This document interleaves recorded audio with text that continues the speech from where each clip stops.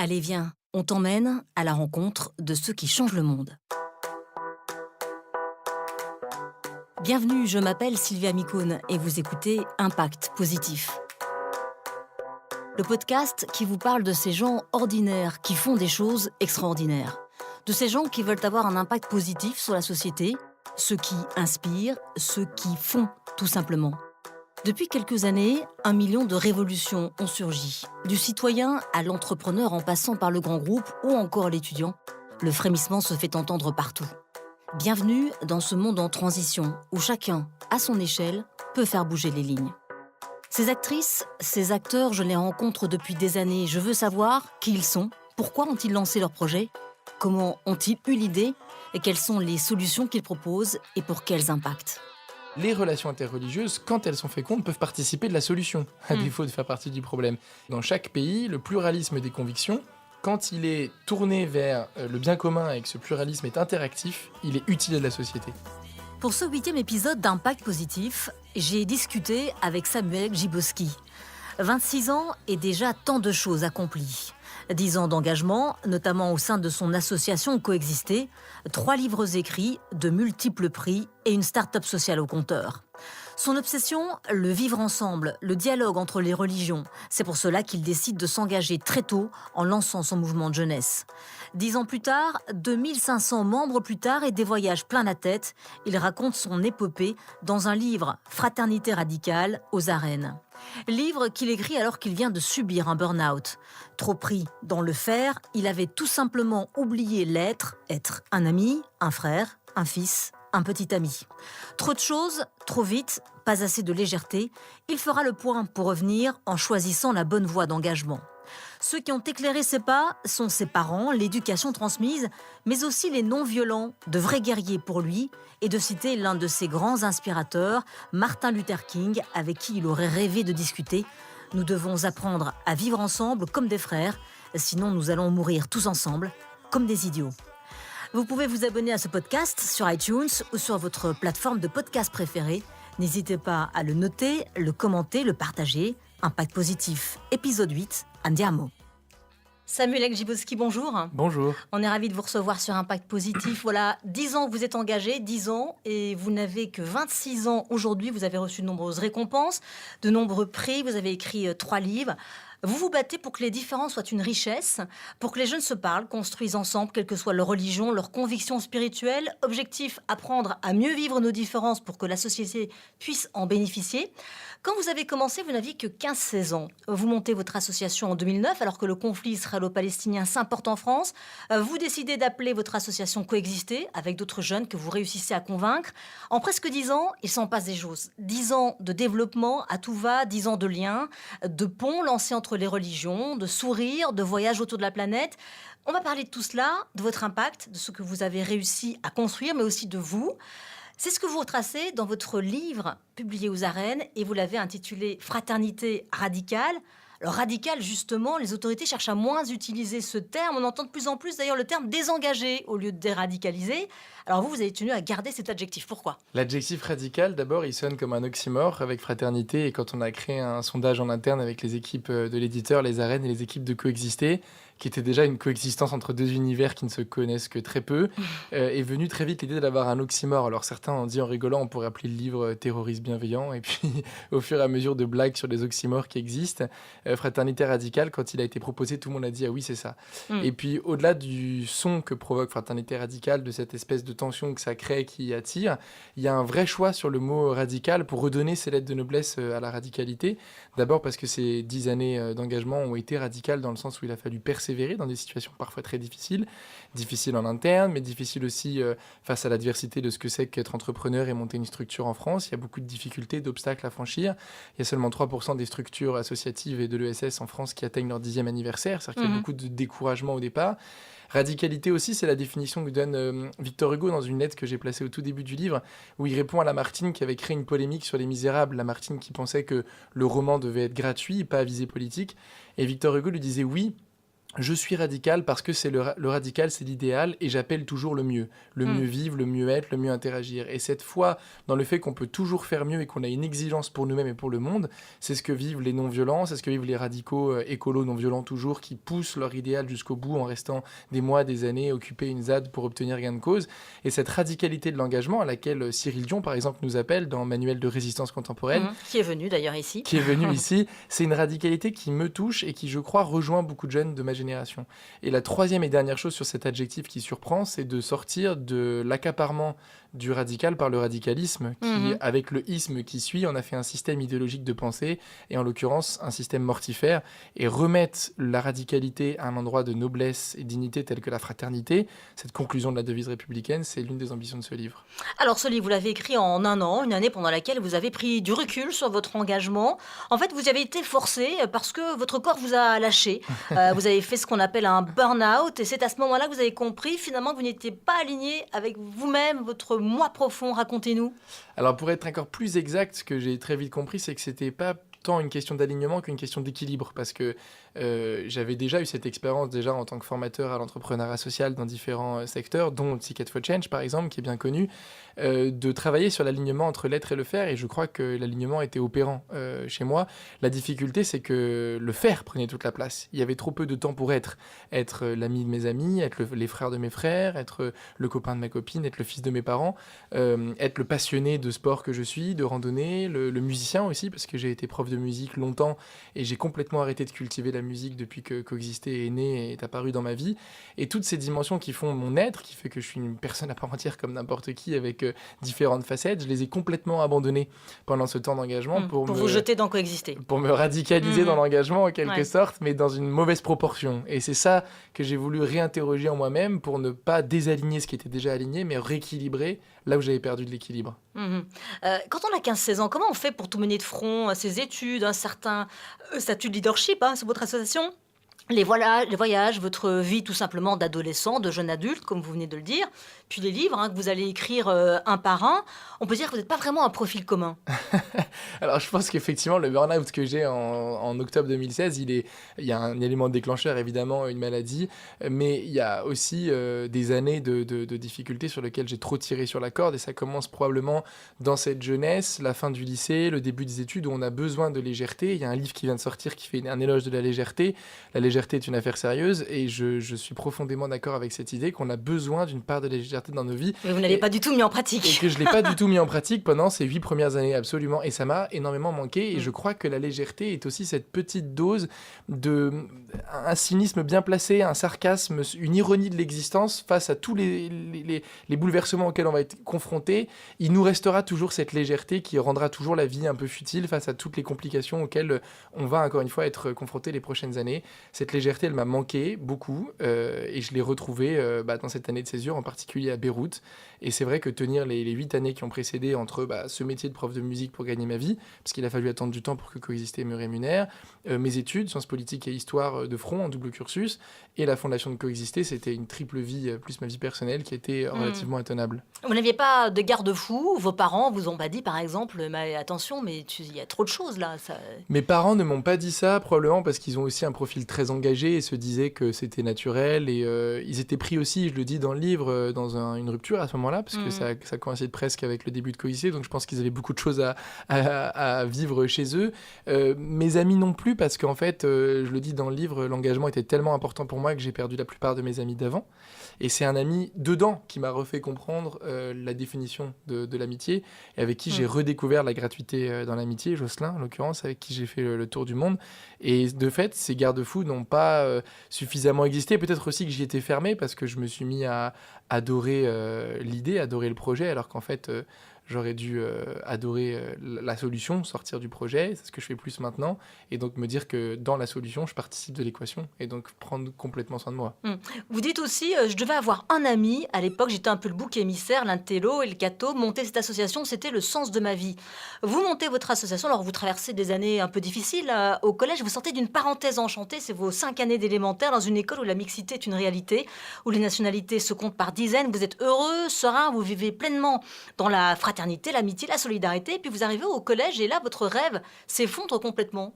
Oui, tout à fait. J'arrive au collège en sixième dans un collège-lycée où il y a 2000 élèves, tous blancs, même milieu social, très aisés, tous d'origine chrétienne ou en tout cas famille chrétienne devenue athée, aucune mixité, aucune diversité. Cette asphyxie va beaucoup me faire souffrir.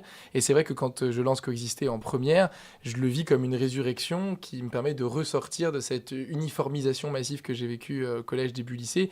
Et donc je viens tirer dans cette expérience l'énergie de l'indignation face à l'exclusion. Parce que ayant vécu moi-même cette exclusion, non pas pour des origines ethniques, sociales ou territoriales, mais juste parce qu'on m'avait appris à être différent et singulier en primaire et qu'au collège, on n'aime pas cette singularité. Ayant vécu l'exclusion, j'y suis d'autant plus sensible. Mais dans ces années-là, il n'y a pas que Coexister qui m'a aidé à tenir, parce que Coexister n'arrive qu'en première dans ma vie. Pour moi, il faut quand même tenir le collège. Il y a le football. Il y a le football, exactement, qui a été une grande contribution, puisque j'ai été abonné au Parc des Princes 5 ans. Et ça m'a aidé énormément à côtoyer, déjà à vivre l'expérience de la communion, à côtoyer cet univers multiculturel qui caractérise la France que j'avais perdu, et à vivre un moment justement de légèreté au collège qui était indispensable. Alors avant de revenir sur votre association en détail, il y a un an, quand vous tombez malade, vous vous dites quoi? J'ai quelques mois pour prendre une décision. Vous pensiez à quoi? Tout laisser tomber notamment? Je pense qu'effectivement, alors dans le livre, le suspense dure longtemps. Je crois que pour moi, le suspense, à certains égards, jusqu'au dernier moment, je ne savais pas sous quelle forme j'allais revenir. Ça, je l'ai décidé très tardivement. C'est un an après le début de l'année de césure, en concertation avec les équipes actuelles. Et là, je fais une expérience d'ailleurs que beaucoup d'entrepreneurs doivent vivre un jour, c'est de trouver la place d'un fondateur qui n'a pas de pouvoir, qui n'a pas toutes les rênes en tant que président ou en tant que directeur. Et ça, c'est très enrichissant parce que ça veut dire qu'on retrouve sa vraie valeur ajoutée dans le projet. On se rend compte qu'il y a des lieux où on se croit indispensable et pas du tout, des lieux où on a envie de prendre de la distance alors qu'en fait, il y a une vraie attente et on nous attend à cet endroit. Et donc ça, je le décide au dernier moment. Les premiers mois, je suis quand même sûr que je vais tout arrêter, que je vais me consacrer à l'écriture et à l'enseignement. J'adore transmettre. J'ai quelques cours dans quelques écoles. Et donc, je me suis dit, je vais creuser ce sillon-là et faire profil bas. Et puis enseigner l'histoire aussi dans un lycée en plus, parce que comme j'ai une licence d'histoire, je peux enseigner en remplacement. Donc, j'étais en mode, je vais avoir une vie la plus simple possible, un peu comme ceux qui montent leur ferme bio en arrêtant tout. Moi, je me suis dit, je vais devenir prof d'histoire et tisser une relation très forte avec mes élèves. Et puis au fur et à mesure de l'année, je me rends compte que Coexister en fait est encore dans une phase de définition de sa vision et de croissance, que 10 ans c'est encore jeune, bien que ça paraisse être avancé, et qu'il y a encore besoin de la présence des cofondateurs. Et c'est aussi parce que les cofondateurs reviennent beaucoup plus au service, pas aux commandes, mais au service, parce que les commandes sont tenues par des jeunes qui ne sont pas des cofondateurs. Ce retour-là des cofondateurs va me donner envie de revenir et de se dire, voilà, je vais trouver une place où je vais être utile, sans porter le poids de la responsabilité, de l'arbitrage de celui qui tranche. Et puis vous avez aussi une start-up sociale à côté, on en parlera d'ailleurs après à côté de Coexister. Alors on va parler de votre impact depuis presque 10 ans, depuis le 14 janvier 2009 où vous commencez avec quelques membres. Aujourd'hui vous êtes 2500 en France, vous allez me dire si c'est toujours ça, c'est plus toujours ou moins, ça, 2500 en France, des jeunes de 15 à 35 ans répartis dans à peu près 50 groupes régionaux, et votre modèle est même en train de s'internationaliser, vous avez déjà des coexistés à l'étranger, c'est bien ça? Et elle a des coexistés en Allemagne, Suisse, Belgique, Angleterre, qui fonctionnent sur le même modèle que la France, mais qu'on est en train d'essayer d'adapter aux contextes locaux, parce que coexister, elle a la laïcité dans ses principes fondamentaux, sa pédagogie, son parcours. La laïcité n'existe pas dans le pays voisin, donc il faudra l'adapter. Mais le modèle de coexister, c'est vraiment l'éducation populaire dont on est héritier, c'est-à-dire l'éducation hors l'école et la transmission des savoir-être, des savoir-faire, des savoir-vivre, 3 grandes compétences qui sont peu transmises dans l'école traditionnelle. Et donc nous, on s'est spécialisé sur cette transmission de savoir, sur la question de la diversité, et en particulier diversité convictionnelle. Alors très tôt, vous avez cette conscience qu'il faut absolument être organisé. D'ailleurs, vous citez la phrase célèbre de Martin Luther King, qui je crois est une de vos idoles. Pour faire face aux défis d'aujourd'hui, nous avons besoin que les hommes qui veulent la paix soient au moins aussi organisés que ceux qui veulent la guerre. Et ça, cette conscience-là, vous l'avez, mais dès le début. Oui, alors les non-violents, c'est une grande famille de gens qui m'ont beaucoup inspiré, dont je souffre qu'ils soient autant dénigrés dans la société comme des bisounours naïfs, alors qu'en fait, ce sont souvent des grands guerriers. Et on peine à les voir comme ça. On voit plus Mandela comme un papy sympa, alors qu'en fait, tenir 27 ans en prison sans haïr les autres, c'est quand même une force de courage et d'esprit qui est assez impressionnante.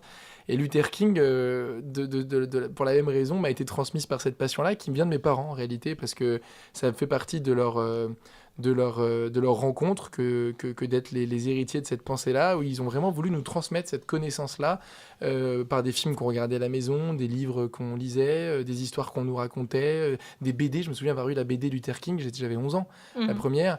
Et puis le scoutisme aussi, surtout le scoutisme dans sa dimension internationale, pas celui en France ou qui a parfois tendance à être un peu trop confessionnel ou trop communautaire. Mais quand on sortait de France, on avait des scouts du monde entier. Et dans les rassemblements internationaux, la pédagogie est beaucoup basée sur les non-violents, qui ont succédé Baden-Powell, qui est plus vieux, 1907.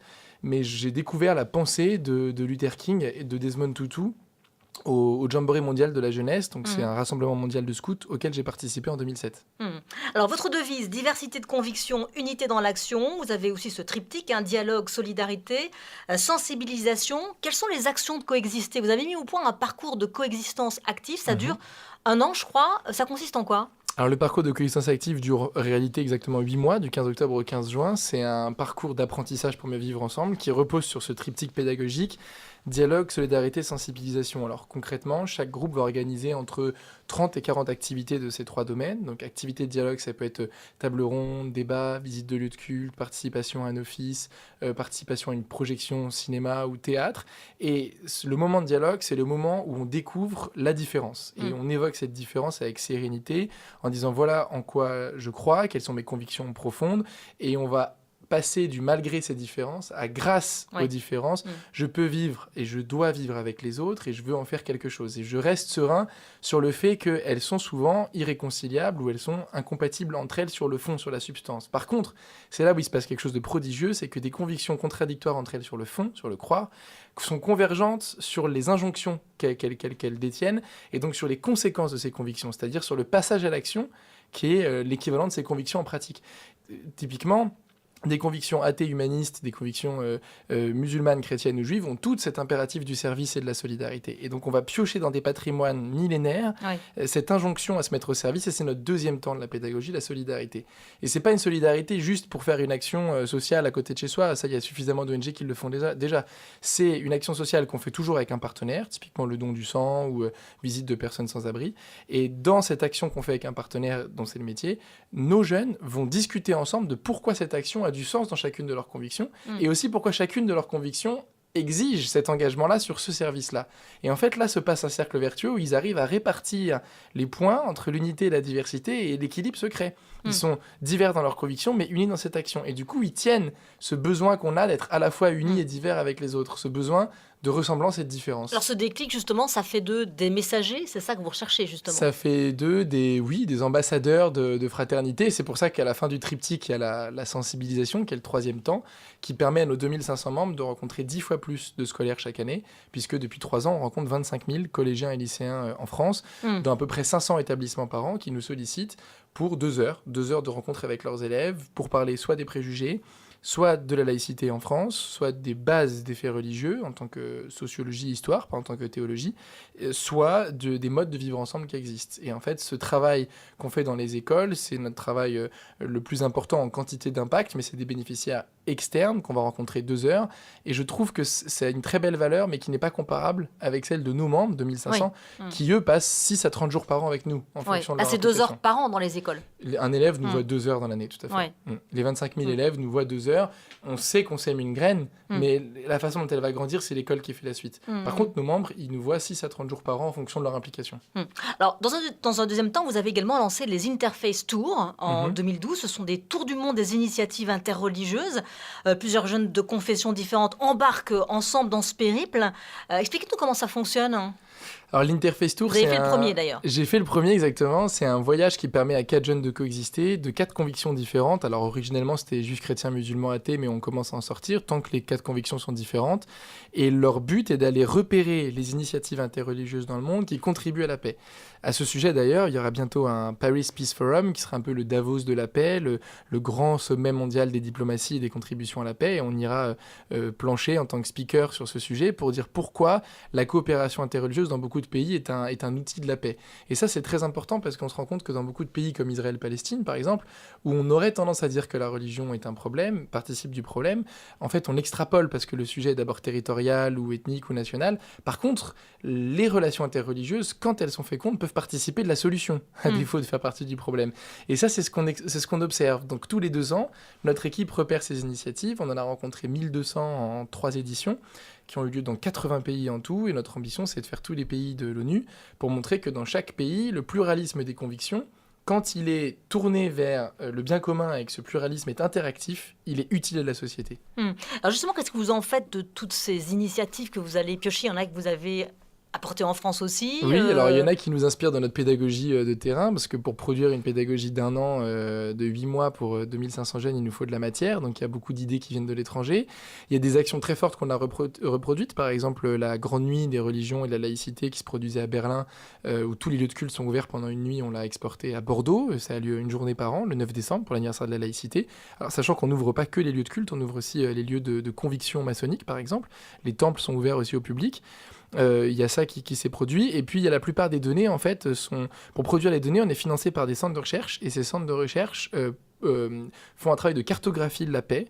Et la plus grosse cartographie à laquelle on a contribué, c'est le Peace Mapping Project, qui est consultable en ligne, Peace Mapping Project, et qui, en fait, montre tous les acteurs de paix dans le monde. C'est consulté par l'ONU. C'est une base de données de Peace Contributors, quoi, si on veut. Et vous y contribuez donc avec Et on est même le Interface premier contributeur, en fait. Ouais. On est le premier contributeur de cette plateforme. On n'aurait pas su la faire nous-mêmes, parce que c'est un centre de recherche qui s'en charge. Mais voilà, nos données, en fait, on leur vend, en quelque sorte, en échange du fait qu'ils soutiennent le projet et qu'ils en font bon usage, parce qu'ils ne le font pas pour adresser ces initiatives comme des clients, ils le font pour faire connaître ces initiatives au grand public.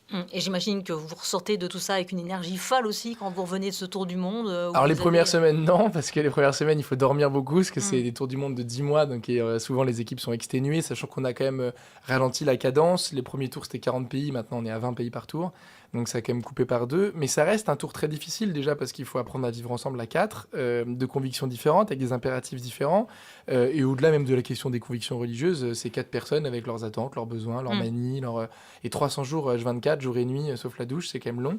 Donc il y a cette difficulté-là, et puis ils rencontrent parfois des situations difficiles, les pays qui sortent de guerre civile, les pays qui sortent de génocide, comme le Rwanda, l'Arménie, la Bosnie, c'est des pays avec une histoire très douloureuse, donc on ressort un peu éreinté, mais dès que les vacances sont passées, effectivement, au mois de septembre, ça crée une énergie de fou, et la première énergie, je crois aussi, c'est les personnes qui assistent à nos témoignages, parce que quand on rentre de ce tour du monde, on fait un tour de France de restitution, dans un bus, un van, et on rencontre à chaque fois entre 6 et 9 000 Français, dans quasiment tous les départements, qui viennent à ces conférences et qui écoutent nos globetrotters de l'Interfaith parler de leur expérience.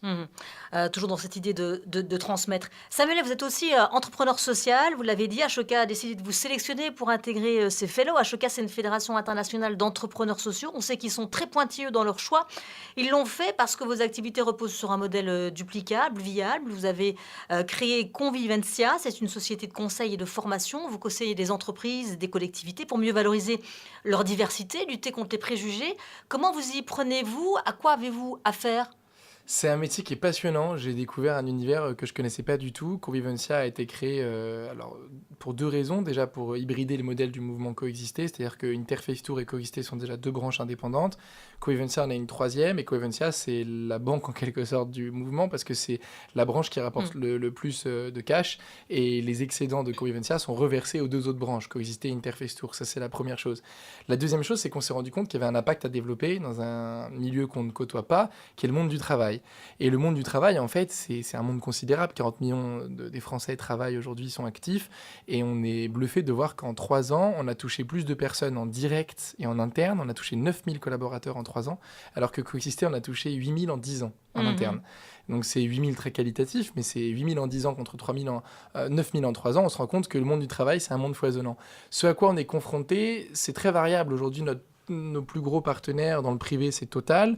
Dans le public, c'est le ministère de la Justice. Dans l'associatif, c'est Emmaüs. Et dans les 3 cas, on travaille à la fois avec les ressources humaines pour que le management sache répondre à toutes les revendications liées à la diversité de religions. Ça peut être les vêtements, ça peut être la restauration, les prières, les congés. Vous sentez que les entreprises, elles ont besoin d'une aide extérieure, qu'elles sont parfois, elles n'ont pas les réponses? Alors d'après l'Observatoire du fait religieux de l'entreprise de Randstad, il y a un manager sur 2 qui est confronté à une question religieuse chaque semaine, et un manager sur 4 ne sait pas y répondre. Alors les dernières statistiques montrent que la situation s'est apaisée depuis la vague terroriste en France qui avait créé une hystérie en entreprise, on peut le comprendre. Mais même si les choses se sont apaisées, il reste des incompréhensions, des revendications qui existent, qui sont le fruit parfois d'individus qui se disent étant pleinement français, j'ai le droit, ils ont raison, de revendiquer l'égalité. Et elle n'est pas pratiquée aujourd'hui parce que je n'ai pas la même capacité à répondre à mes besoins que mes autres collègues. Donc nous, on est là pour aider l'entreprise à connaître le cadre de la laïcité déjà, parce qu'il est souvent peu connu, et aussi pour aider l'entreprise à favoriser ce lien entre collaborateurs de différentes origines pour que ce lien-là soit utile à l'entreprise.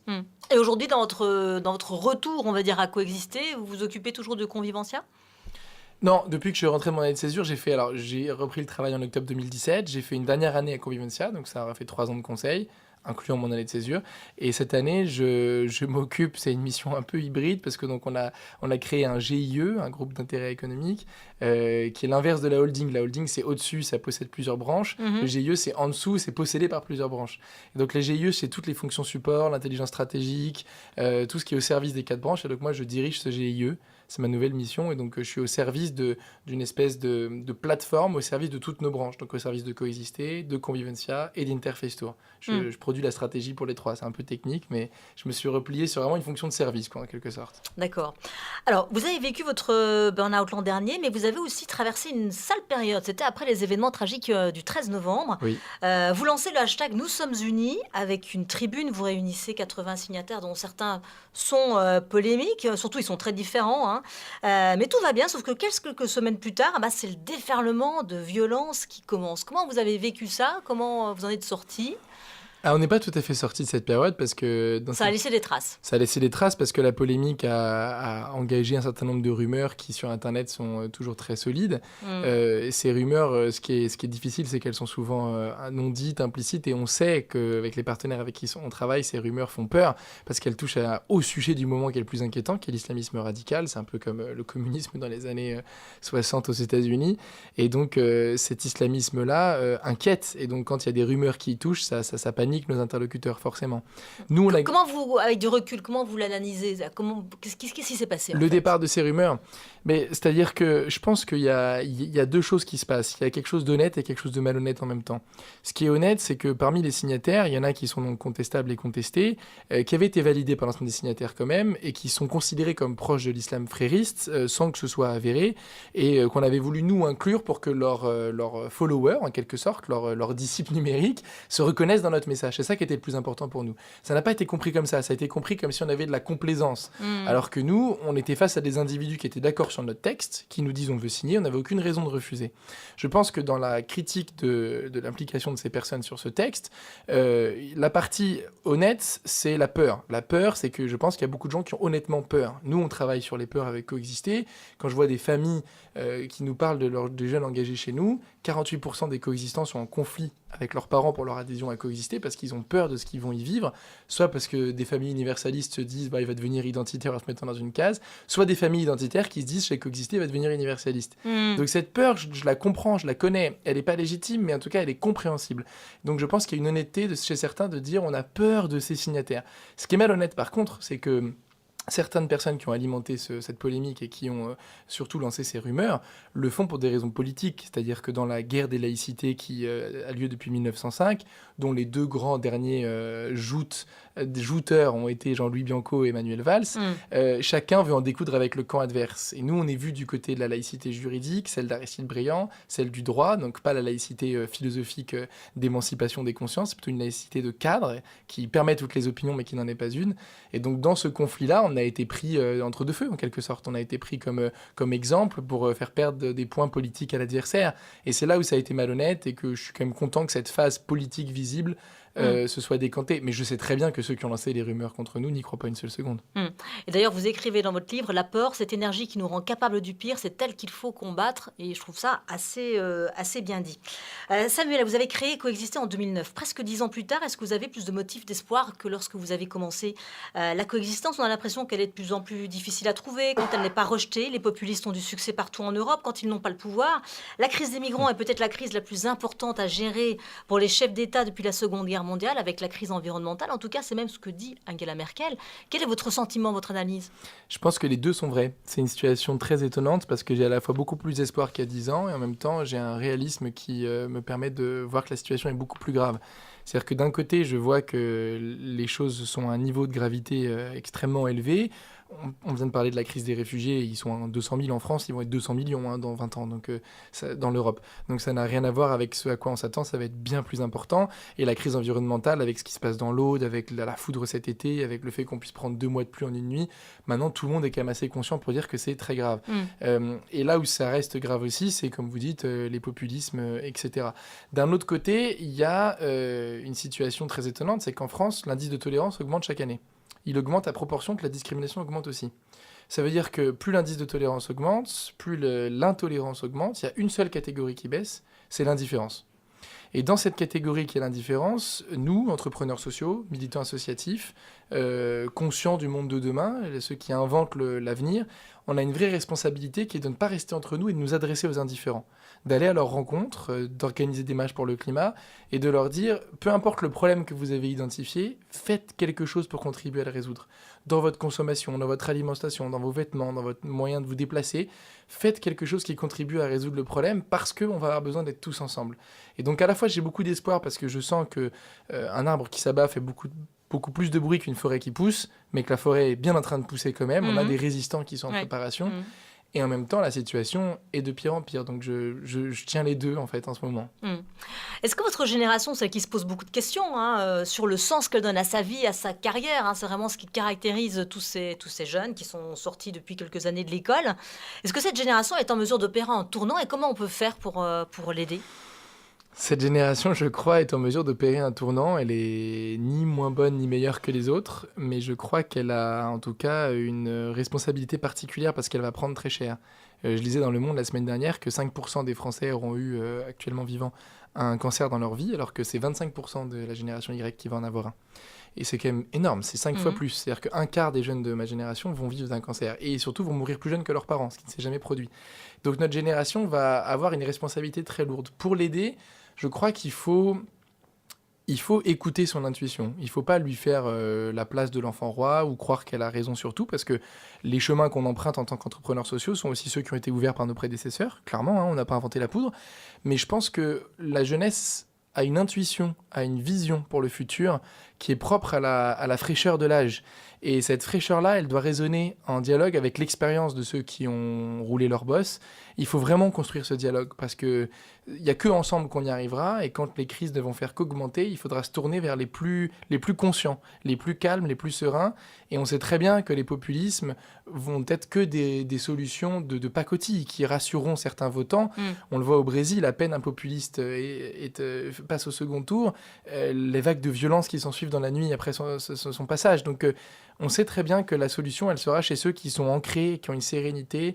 Et donc, si on veut aider cette génération Y et déjà Z, ceux qui sont nés après 95 et qui sont étudiants à Sciences Po en ce moment, et d'autres écoles. Oui, d'autres écoles aussi. Moi, je pense à Sciences Po parce que c'est là que j'interviens le plus. Vous, oui. Exactement. Oui. Et ceux qui sont... parce que les étudiants avec qui je travaille, ils sont nés en 99, donc ça me fascine. Je me dis, il y en a qui sont nés en 2000, qui sont déjà en train de faire leurs études. Si on veut les aider, c'est, je pense, leur faire confiance, ouais. Alors vous-même, où vous voyez-vous dans 10 ans, vous qui avez déjà pas mal vécu de choses, en tout cas plus que la normale. Le premier effet que ça me fait, c'est de me dire que dans 10 ans, je suis encore jeune. C'est ça qui est incroyable parce que je lis toutes les semaines les Arocs et chaque fois qu'il y a un acteur qui a 36 ans, on dit un jeune acteur talentueux de la comédie française ou du cinéma donc vous dites, français. j'ai encore un peu de marge. Et donc ça va. dans 10 ans, je me dis, je suis encore jeune. Donc déjà, ça crée une sérénité de me dire, j'ai encore de la place pour de la légèreté, pour de l'imagination, pour décider ce que je veux faire. Ensuite, je ne sais pas du tout parce que je pense que ça va beaucoup dépendre du monde. Il faudra être prêt. Il faudra être prêt et on verra à quoi il faudra s'en tenir. Mais je ne sais pas du tout où je serai. Je sais que je suis engagé pour 3 ans à coexister sur la mission actuelle. 2021, il y aura un premier point à faire. En vrai, j'en ai aucune idée. Je sais que je veux être prêt, que je le serai avec d'autres et que ça dépendra vraiment de la face du monde. Mais on dirait que les choses vont en s'accélérant. Je veux dire, ce beau temps au mois d'octobre, personne ne pouvait le prévoir. Il a plu 3 jours depuis le mois de septembre. On a des sécheresses dans 15 départements français où les agriculteurs ne peuvent plus pomper. C'est fou.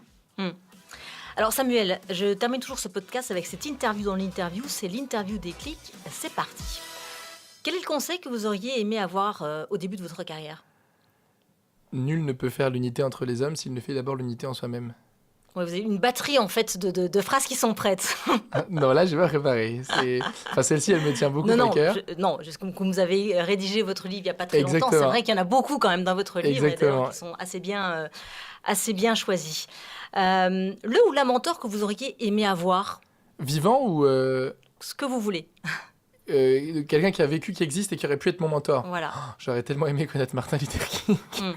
parce que il a tout ce dont j'ai besoin dans ma vision du monde. C'est un militant pour la justice sociale. On le sait trop peu parce qu'on le voyait que sur l'égalité noir-blanc, mais il a aussi beaucoup travaillé sur la justice sociale et climatique. Il se trouve qu'il est croyant et que, l'étant moi-même, ça me fait du bien d'avoir un interlocuteur qui comprend cette dimension de mon identité. Et j'aurais énormément aimé pouvoir parler avec lui, surtout que je sais qu'il avait beaucoup d'estime pour la jeunesse. Mhm.